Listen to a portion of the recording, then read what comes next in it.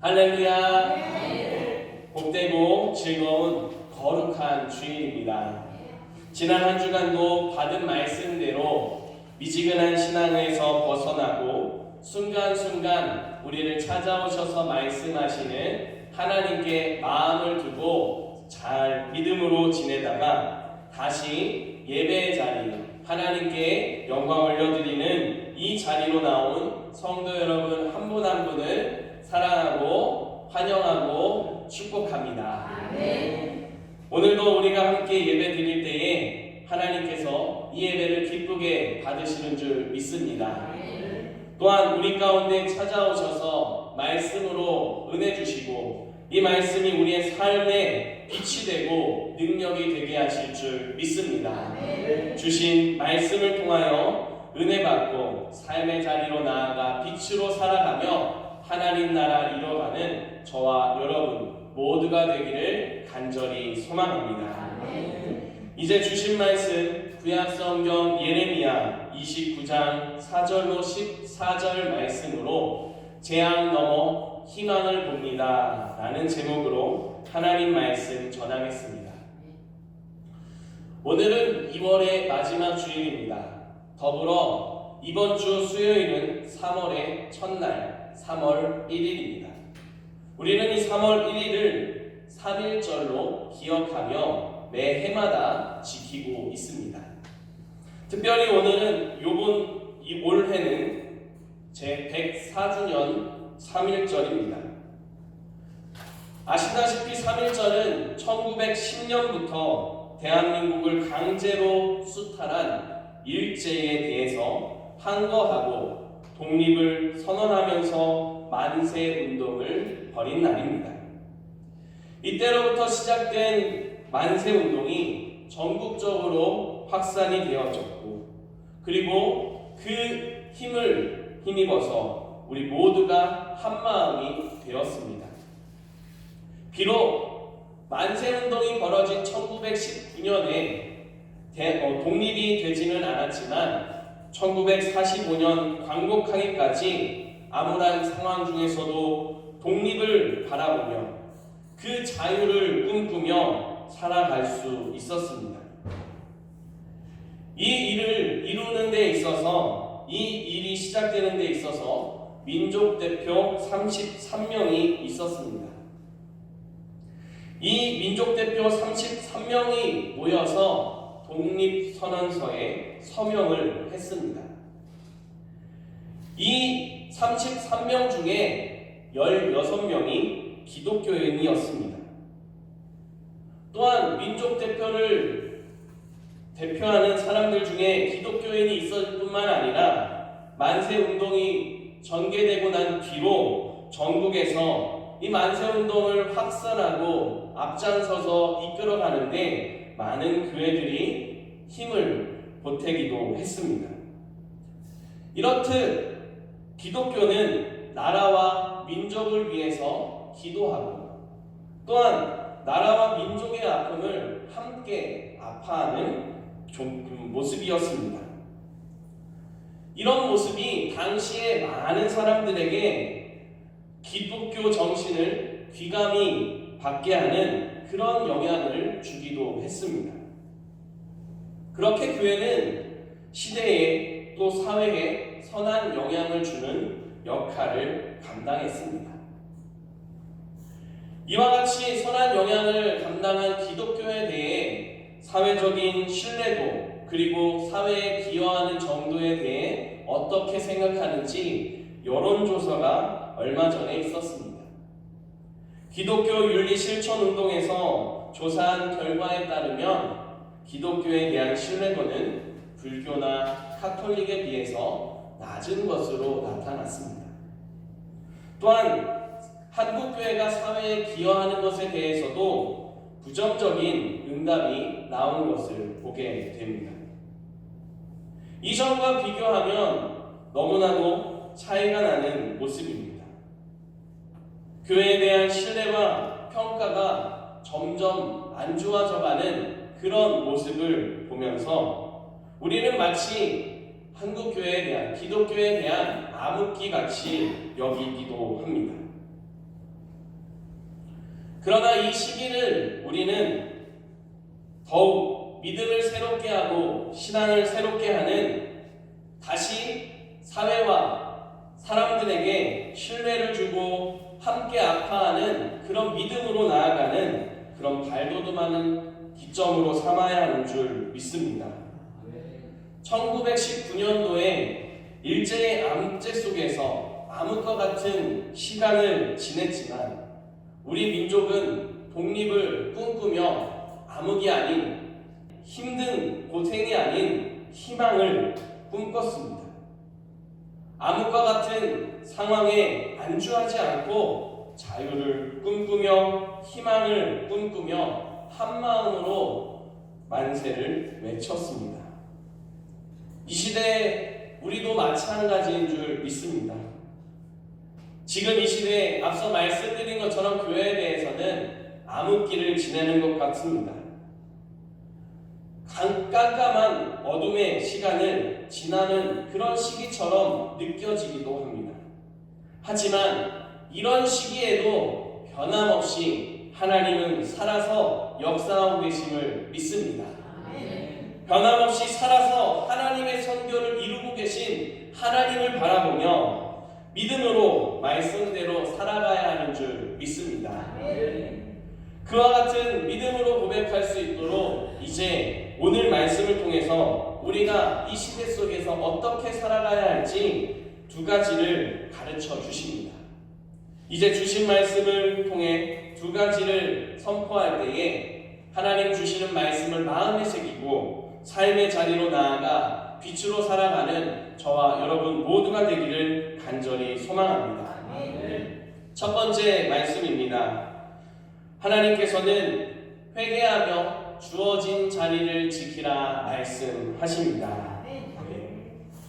함께 고백하겠습니다. 하나님께서는 회개하며 주어진 자리를 지키라 말씀하십니다. 아멘.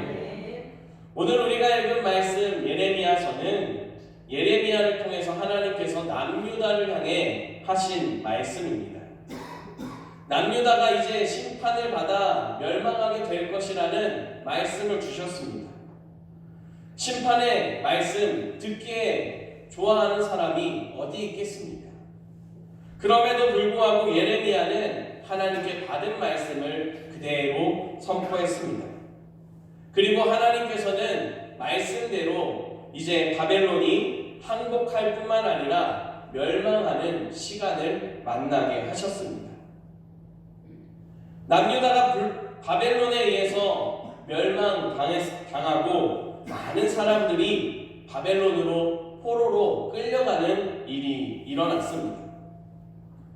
하나님께서는 포로로 끌려간 사람들에게 오늘 말씀을 통해서 가르쳐주고 있습니다. 바벨론 땅에서 결혼하라. 그리고 그 땅에서 자녀를 낳으며 지내라 라고 하셨습니다. 포로된 땅에서 그렇게 결혼도 하고 자녀도 낳으면서 번성해서 그 수가 줄어들지 않게 하라고 말씀하셨습니다. 이 말은, 거기서 그 땅에서 번성하라는 말은 바벨론 땅에서 정착해서 지내라는 말씀입니다. 포로된 땅입니다. 포로 생활을 하는 땅입니다. 그곳에서 계속해서 지내라고 말씀하는 그 모습입니다. 이 말을 들을 때에 좋아하는 사람이 있었을까요? 없었을 겁니다. 그래서 그런지 예레미야가 아닌 다른 사람들이 말하기 시작합니다. 우리의 포로 생활은 길지 않을 것입니다. 짧을 것입니다. 그러니 이 시간, 우리가 이 짧은 시간을 잘 버팁시다 라고 하는 말을 했습니다. 하나냐라고 하는 사람은 우리가 이 고난의 시간을 2년 안에 끝나게 될 것이다 라고 말하면서 하나님이 주신 희망인 것처럼 그렇게 그 고생하는 시간이 짧을 것처럼 이야기했습니다. 하지만 하나님께서는 이렇게 말하는 사람들을 두고 거짓 선지자라고 말씀하셨습니다. 왜냐하면 하나님께서는 짧은 시간이 아니라 70년 동안 바벨론 땅에서 그곳에서 지내야 하는 것을 분명히 계획하셨기 때문이었습니다. 그래서 하나님께서는 70년이라고 하는 기간 동안 바벨론에서 그 땅에서 지내게 하신다라고 하는 뜻을 가르쳐 주셨습니다. 특별히 그 땅에서 70년이라고 하는 시간을 보내는 동안 이것을 꼭 기억하고 기도하라고 말씀하셨습니다. 우리가 함께 7절 말씀을 같이 읽겠습니다. 너희는 내가 사로잡혀 가게 한 그 성읍의 평안을 구하고 그를 위하여 여호와께 기도하라. 이는 그 성읍이 평안함으로 너희도 평안할 것이니라. 바벨론은 남유다를 멸망시킨 원수입니다. 그런데 하나님께서는 지금 원수를 위해서 기도하라라고 말씀하고 있습니다. 도대체 왜 하나님은 원수를 위해서, 바벨론을 위해서 기도하게 하셨던 걸까요? 먼저는 이스라엘 백성들의 안전을 위함이었습니다. 포로로 잡혀갔기 때문에 결국 이들이 지내는 땅은 바벨론 땅이었습니다. 그렇기 때문에 바벨론의 땅에 평안을 구하는 것은 포로로 지내고 있는 그 땅에서 지내는 유대인들, 하나님의 백성들의 평안을 위한 기도였습니다. 그래서 하나님께서는 바벨론을 위해서 평안을 구하고 기도하라고 말씀하셨던 겁니다. 그런데 여기서 우리가 생각할 부분이 한 가지 있습니다. 하나님께서 말씀하시는 평안이 단지 편안하고 잘 지내는 상태를 말씀하신 게 아니라는 겁니다. 오늘 우리가 읽은 말씀에 평안이라고 되어 있는 단어를 히브리어로 보게 되면 샬롬이라고 하는 단어와 연결됩니다. 우리가 교회에서 인사할 때 샬롬하고 인사를 하기도 합니다. 아시는 것처럼 인사 말이기도 합니다. 평안을 구하는 인사입니다. 그러나 이 샬롬은 그냥 평안한 상태를 의미하는 게 아니라 하나님 안에서 누리는 평안한 상태를 의미합니다. 하나님께서 은혜를 베풀어 주시고 그 은혜를 누리며 평안을 고백하며 살아가는 그 모습이 바로 샬롬인 겁니다. 하나님께서는 이스라엘 백성들이 이 바벨론 땅에서 이와 같은 샬롬을 고백하기를 바라셨습니다. 그래서 그 땅에서 기도하게 하셨습니다. 이스라엘 백성들이 그곳에서 기도하면서 무엇을 생각할 수 있었을까요? 우리가 왜 지금 이 바벨론 땅에 와서 이 바벨론 땅에서 기도하고 있는가라고 하는 그 근본적인 원인을 생각하게 될 겁니다. 이스라엘 백성들이 왜 바벨론의 포로로 잡혀가게 되었습니까? 하나님의 말씀에 순종하지 않았기 때문입니다. 하나님께서는 쉬지 않고 말씀하셨고 그들에게 가르쳐 주셨고 심판을 경고하셨습니다. 하지만 이들이 하나님의 말씀을 청종하지 않았습니다. 하나님을 경외하지도 않아서 하나님 말씀에 순종하지 않았던 겁니다. 이와 같은 이스라엘의 백성들 기도하면서 자신들의 잘못된 모습들을 깨닫게 되었을 겁니다. 한마디로 말하자면 기도하는 가운데 자신들의 죄를 깨닫게 됩니다. 죄 때문에 하나님께서 주시는 평안을, 샬롬을 누리지 못하게 된 자신들의 모습을 돌이켜 회개하는 모습이 되게 하신 겁니다. 하나님께서는 이스라엘 백성들로 하여금 회개하고 다시 하나님의 은혜 안에 살아가기를 바라셨습니다. 그래서 바벨론의 포로가 되게 하시는 시간을 겪게 하셨습니다.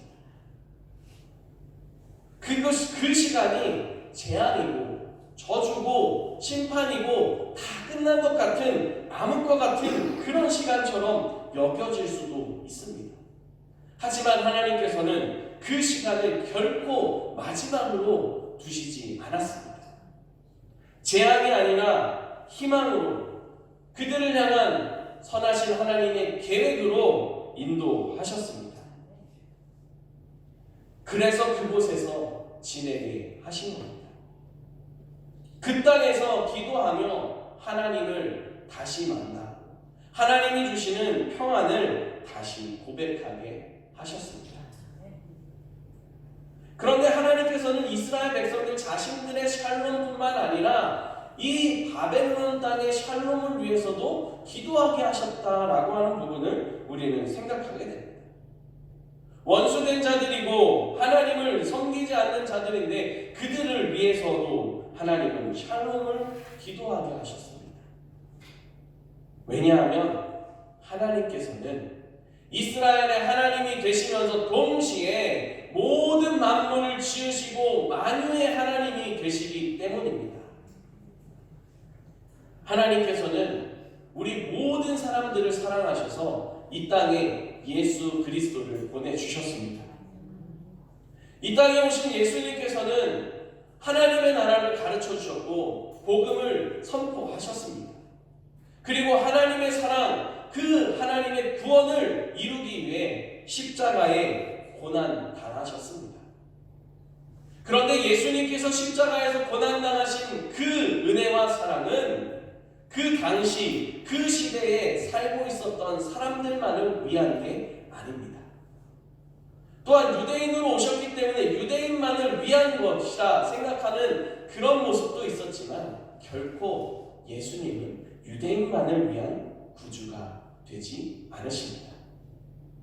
예수님은 그 십자가에서 죽으시면서 모든 사람의 죄를 다 대속하신 줄 믿으시기 바랍니다. 아멘. 모든 사람들이 예수 그리스도를 믿음을 통해 하나님께 나아갈 수 있는 구원의 길을 열어주셨습니다.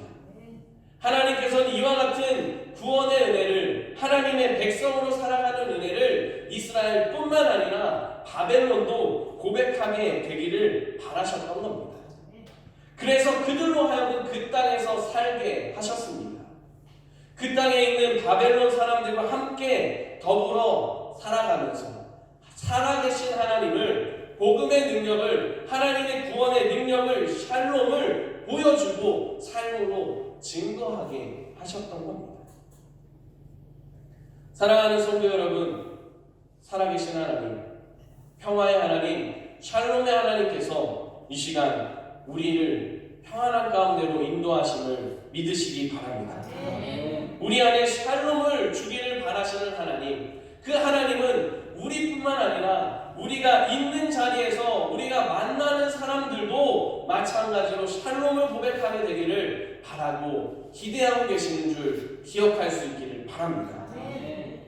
하나님께서 우리를 통해 우리가 속한 가정이 샬롬의 자리가 되기를 원하십니다. 우리가 있는 일터가 샬롬의 자리가 되기를 원하십니다. 우리가 속한 이 태백시가 샬롬의 지역이 되기를 바라시며 우리를 이 땅에 심으신 줄 기억할 수 있기를 바랍니다. 이 믿음으로 우리가 각자 있는 모든 자리에서 하나님 주신 평안을 삶으로 고백하며 말씀대로 믿음대로 살아가는 귀한 모습이 될 수 있기를 간절히 소망합니다. 두 번째로 하나님께서 우리에게 주시는 말씀입니다. 하나님께서는 희망이신 하나님을 구하라 말씀하십니다. 아멘. 다시 한번 우리 함께 고백하겠습니다. 하나님께서는 희망이신 하나님을 구하라 말씀하십니다. 아멘.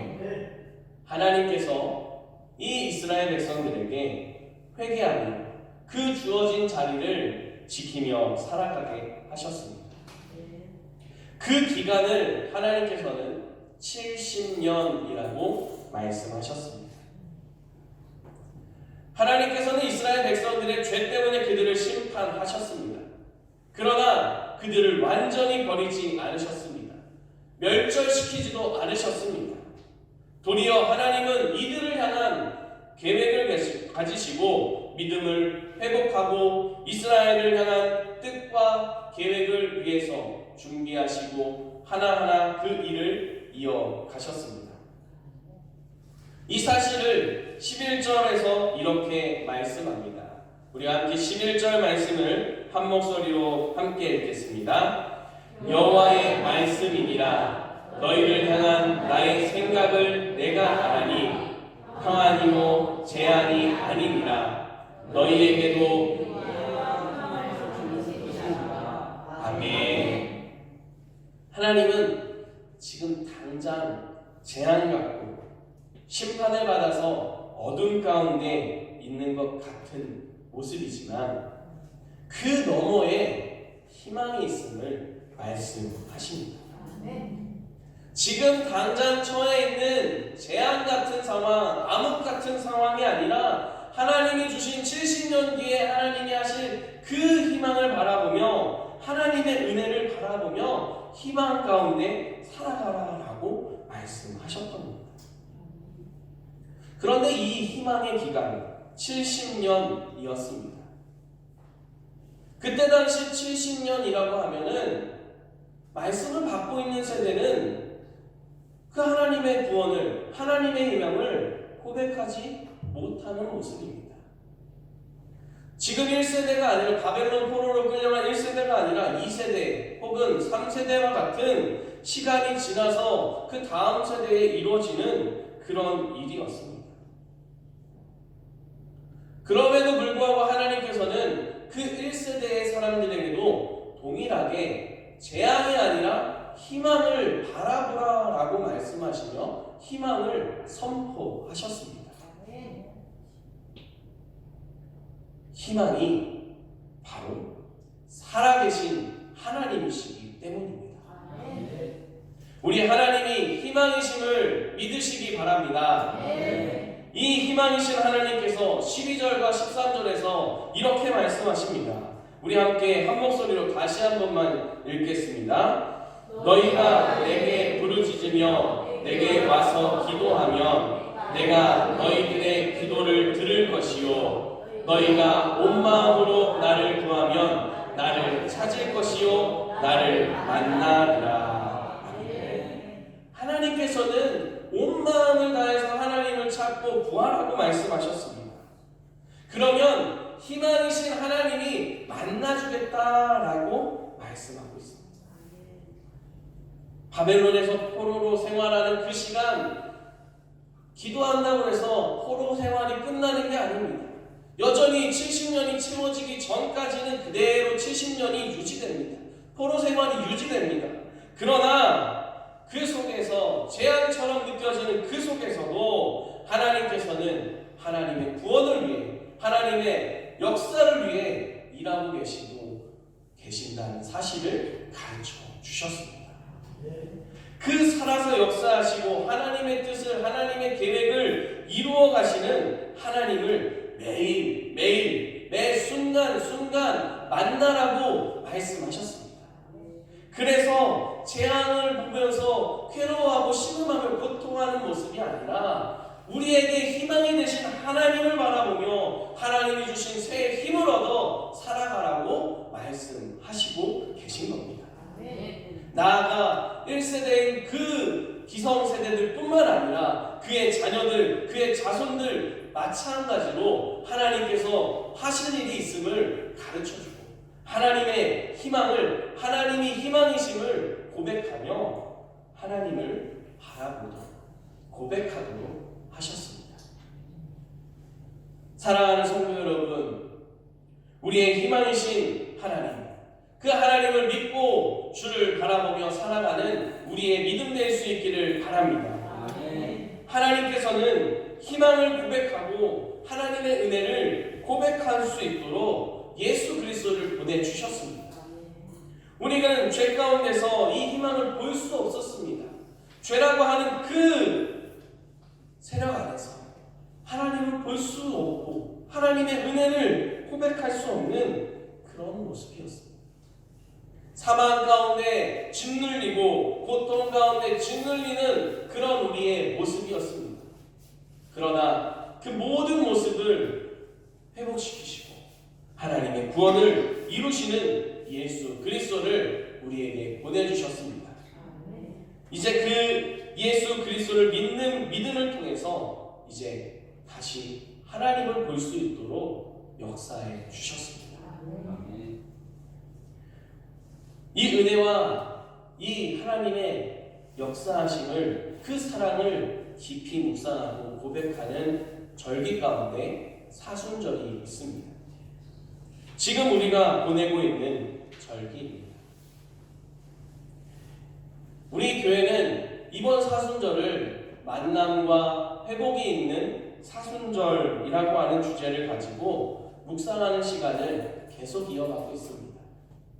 짧은 묵상과 함께 하루의 삶을 하나님께 맡겨드리고 더욱 하나님 말씀 안에 거하며 하나님을 만나고 하나님이 주시는 회복을 경험하는 그런 시간을 사모하며 살아가는 시간을 보내고 있습니다. 하나님께서는 지금도 살아서 우리에게 희망이 되심을 기억할 수 있기를 바랍니다.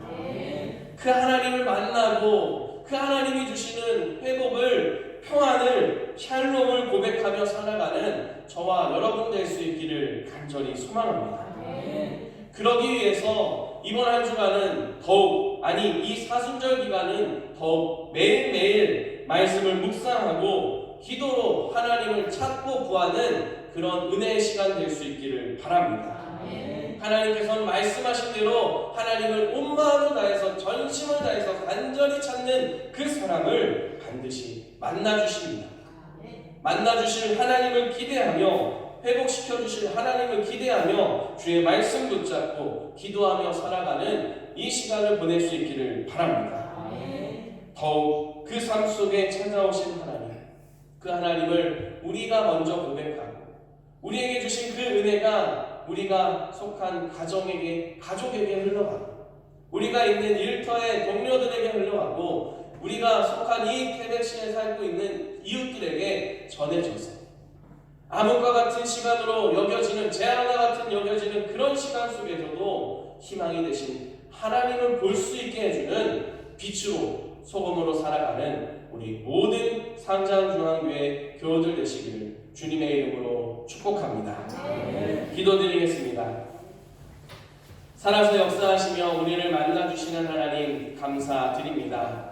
우리가 죄 가운데 있었으나 우리를 사랑하셔서 우리를 구원하기 위하여 예수 그리스도를 보내주셨습니다. 우리가 다시 하나님을 사랑하고 주님을 바라보며 살아갈 수 있도록 예수님께서 십자가에서 고난을 받으셨고 부활하셨습니다. 이 은혜와 사랑을 우리가 깊이 묵상하고 더욱 하나님과 만나고 하나님이 주시는 회복을 경험하는 귀한 사순절의 절기를 보낼 수 있도록, 이 한 주간이 될 수 있도록 도와주시옵소서. 성령님, 우리의 마음을 하나님께로 향하게 하시고 우리의 생각을 하나님의 말씀에게로 향하게 하셔서 우리가 더욱 말씀 붙잡고 살아가는, 말씀대로 살아가는 이 시간 될 수 있도록 도와주시옵소서.